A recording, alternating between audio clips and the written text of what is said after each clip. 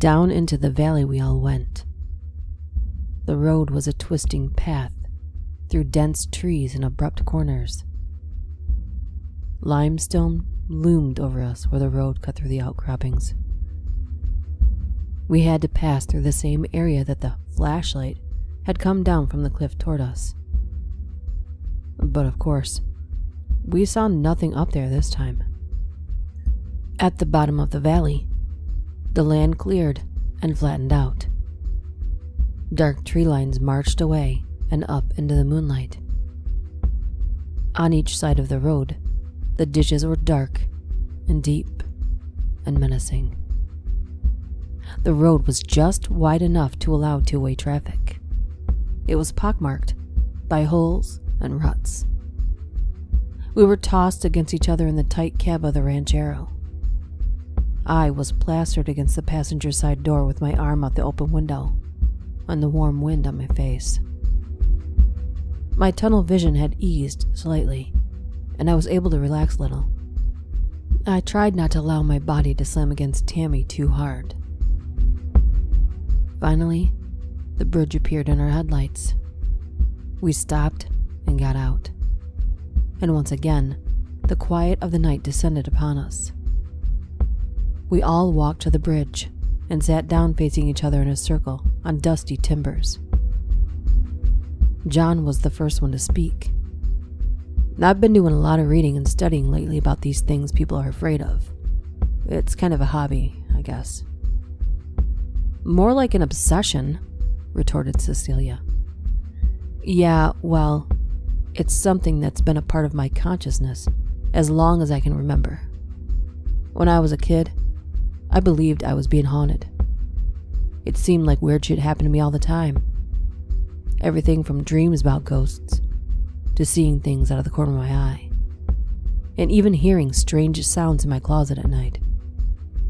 I remember one time when I was in elementary school, I think it was 5th grade or so, and I was putting my books into my locker on the back wall of the classroom, and I looked up just in time to have the plastic clock on the wall hit me right in the face when it fell. Of course, I believed it was a spirit that made it fall. Stuff like that was kind of exciting to me. It made me feel special, I guess. So, where are you two from? I broke in. I wasn't really trying to change the subject, but then again, maybe I was. I'm from the big ticket area down in southeast Texas. Cecilia and I met in a little shit-splat town real close to where I grew up. We were both putting gas in our cars at the only gas station. Come to think of it, I can't remember you ever telling me exactly where you're from, Cecilia. She was quiet for a moment. Sure I did. I'm from down around there too. So, somebody tell me more about this goat man dude. How do we get him to come out and say hi? Lorraine spoke up from my left side. I've been hearing about Goatman just about all my life, ever since I was a little girl. My mama had some kinfolk who used to live just outside this valley years and years ago. They told stories about how he ran with the coyotes and stole calves sometimes. He was supposed to be the only son of an old witch who was here before the valley was settled. I hear she might have been a Caddo Indian. Anyway, she lived all alone with her son, and everybody was pretty terrified of her, even her own people. Some folks were brave enough to do a little trading with her because she raised goats. Rumor went around that her son was deformed and kind of looked like a goat. They even said he was maybe half man, half goat. He didn't live very long, and when he died, his mama wanted to bury him in that cemetery up on the hill. But the people who had started the cemetery wouldn't let her. They thought he was defiled, so they made her bury him in a place they considered to be unhallowed ground. Not too long after, they started finding the cemetery messed up. Gravestones knocked over and things dug up. They had a blacksmith build a fence because they figured it was wild pigs causing all the damage. The first fence got destroyed, and every new fence since has ended up looking like the ones up there now, with holes torn in it. Nobody bought goats from the witch after her son died, because she got real mean. She finally died, and her old shack just fell down and rotted away over time. Nobody ever found her body. Now people say that if you come down here and get real quiet and call out for Goatman 3 times real slow, he'll come out of the trees. We ain't never seen him though. The valley was silent. No crickets chirping, no frogs trilling, no birds calling. The air was dusty, and sound didn't seem to carry very far. Sweat made my shirt cling to my skin. Lorraine's voice didn't seem to have passed outside of our circle. I couldn't help glancing over my shoulder. My back felt very exposed. John suddenly sprang to his feet with a start. "Hey, I just remembered. I have a candle in the car. Hang on, I'll be back in a second." He soon returned to the circle and set the candle in the center and lit it. Then he sat back down in his spot. The pale yellow flame had little effect on the silvery gloom of the night. Everyone's face was shrouded in deep shadows. John's voice was not much more than a whisper. "I bet we can call him out if we do it right," he said. "Whatever you say, dude." Charles chuckled lightly.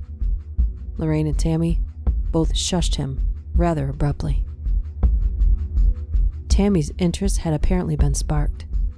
She encouraged John to proceed. "Okay, first," John said, "we all have to become like-minded. Let's all stare at the candle flame and get our heads clear. I've got another joint we can smoke. That should help." He lit the joint with the candle's flame. As it was being passed around, no one spoke. Long minutes of silence. I began to feel the effects of what I drank from the flask washing over me again. This time, it seemed to me that everyone else was feeling it as well. Almost like a warm blanket covering us. Like a mutual trance. Then John broke the silence with a single, softly spoken word. Puff. The candle flame responded instantly with a bright flare. I could feel the flash of heat in my face. Everyone's face was visible for a split second. I happened to be looking directly at Cecilia, and her face was contorted by a snarling grin. Her eyes sparked under her black, angular eyebrows. Then John spoke again. "Spirits rise to us. Spirits come from the depths of our past and our despairs. Remember our terrors. Feed on us now. Leech our life force. We are imprisoned in time, but we realize that you are not. So show us what can happen now. Make our now your now. Show us the vastness of this one moment." His voice hung in the air within our circle.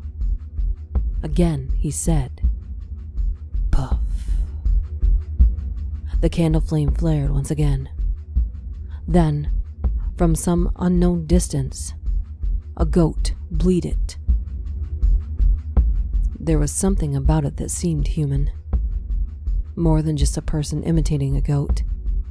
It sounded like a blending of animal and human. It was a sound that could make your skin crawl. Then we heard it again. We just sat there wide-eyed and frozen in place, staring toward the source of that sound. It came from somewhere within a dense line of trees that started at least 100 yards from the bridge. The trees followed a creek up a hill until they merged with a huge brooding forest of elm and scrub oak. The creek the tree line followed ran down the hill and under the very bridge we were sitting on.